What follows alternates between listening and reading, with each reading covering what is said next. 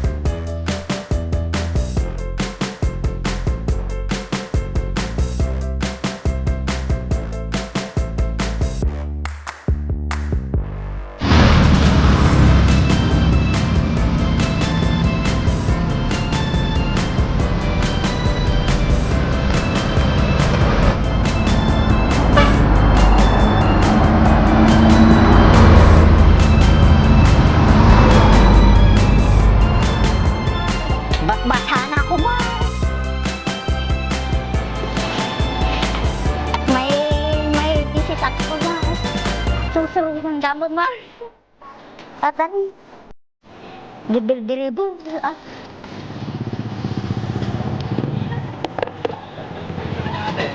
Ito lang, sir. Sir. O, sali ko pa, sir. Bali 5, sir. Baliktad man mas na ito, ma. Balikan niyo yung isang yung panya. Hindi makasarado. Basta.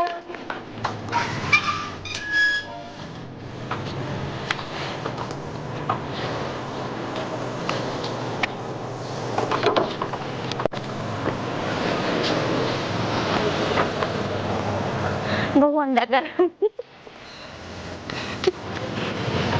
Susunod ang daan tayo. Ako po ang driver ti Danaw. Barbarin niya. Ikukondakti. Damdamagin na no. Nakahanap buhay mo. Nakahanap ng buhay mo. Doon lang ako. Oo. 25, sir. Oo, mali lang, sir. Sige po, ma'am.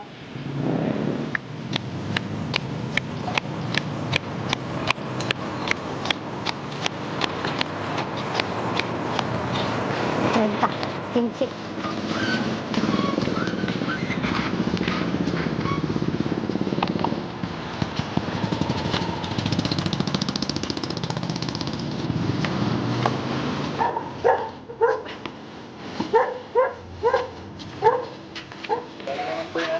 Singking po, sir. Oo. 50. Yung si 50, sir. So ayan mga kabayan, Oo. nag-igib na si ate. Opo. No, hinatid na niya kanina yung mga inigib niya doon sa mga Oo. iniigiban niya. Opo, And then sir. ito, nandito na kami ngayon sa bahay ni ate Devora. Opo. Araw-araw niyo talaga ginagawa yun. Opo. O kasi walang yung baon ng mga anak ko. Walang asawa ko, sir. Wala akong tatay, sir. Wala ako ng magulang, sir. Kasi hanap buhay ko ng sir yun. Ano nangyari sa mga magulang niyo? Kasi kanina paulit-ulit yung sinasabi, Oo. walang mga magulang, walang kapatid. Ano nangyayari sa mga magulang niyo? Kasi cancer, ano pa yun? Namatay? Oo, namatay po. Namatay na sila? Oo, namatay, sir. Tapos yung mga kapatid niyo nasaan na? Wala po, sir. Wala ako pa. Nag-iisa kayong anak? Opo. Ayun. Nag-iisa akong So, nag-iisa kayong anak. Opo, sir. So, sa makatwid, wala din kayong mister. Ang kasama nyo dito ay yung mga anak nyo. Opo. Yun ang auntie ko. Yun ang auntie ko yun. Wala kayong, tawag nito, wala kayong ibang trabaho, kundi yung pag-iigib lang talaga, yung binubuhay nyo doon sa mga anak nyo. Opo, O kumusta sir. naman ang mga anak? 4 ang anak nyo, tama? Opo, Apat, sir. nag-aaral po ba sila? Opo, sir. O ano ang panganay, ilang taon na? 16 po, sir. 16 ang panganay nyo. Opo. O kundi ang bunso nyo, ilang taon na? 6 po, sir. Yung bunso ko. 6. Anong kinamatay ng mister nyo? Yung Na-aksidente sa motor. Motor. Opo. Bakit na aksidente? Lasing, galing sa trabaho, Oo. ano? Lasing, sir. Yan na nga sinasabi ko eh.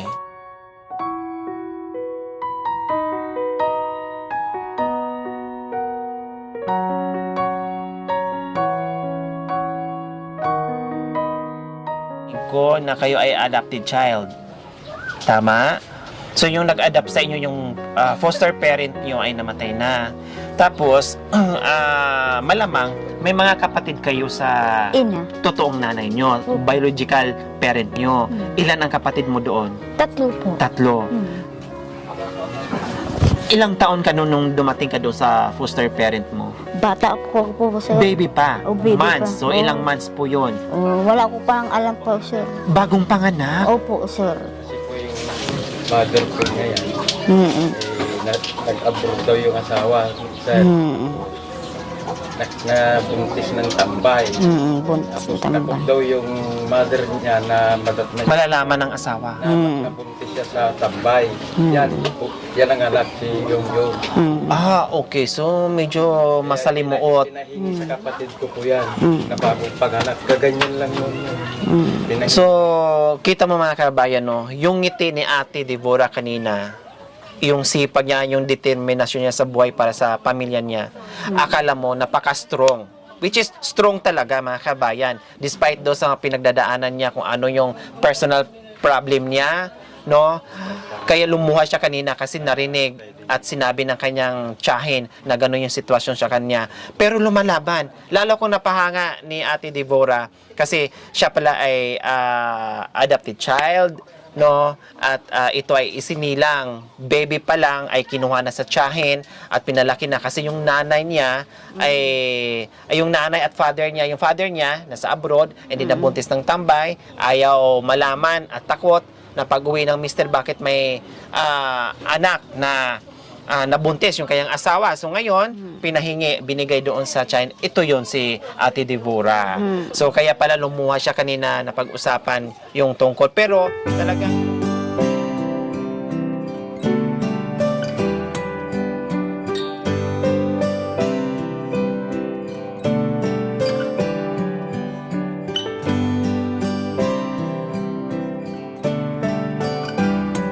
napaiyak kayo, Ate Devora. Wala po, sir.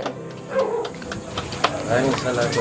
Kasi alam namin na kahit alam ko ang dami mong problema, hindi madali ang isang pagiging isang single parent na merong binubuhay at pinapaaral ng mga anak. Opo. Sobrang hanga ko nga sa iyo eh. Smooth but terrible nga ang tawag ko sa iyo. Opo. Dahil napakalit at payat mo pero nakakayanam yung trabaho mabigat at panlalaki para lang mabuhay at mabigyan ng magandang kinabukasan yung mga anak.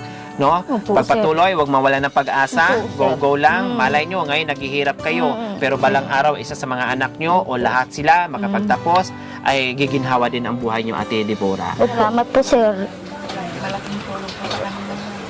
Ayan, walang ano man, Ate Devora, nagiging speechless si Ate Devora sa natanggap. Kasi syempre, hindi akalain yung tiyaga araw-araw kung kaya pilit pinagkasya yung 300 pesos a day. May mga bata, budget sa school, pagkain nila, pamasahe nila, etc. etc. Nandoon na lahat galing. Ito, malaking tulong ito. Po, sir. Yung kikitain nyo, maitatabi nyo, maisisave nyo para pag naubos ito, meron na naman kayong dudukutin. Po, sir. Kaya maraming salamat talaga sa ating mga sponsors, subscribers, followers, Salamat, YouTube sir. members, viewers, commentators, sa lahat po na nakikiisa. Maraming salamat po. Yung panonood without skipping ads, pag-share, naku po, lahat tayo ay nakaambag sa mission natin sa araw-araw. Maraming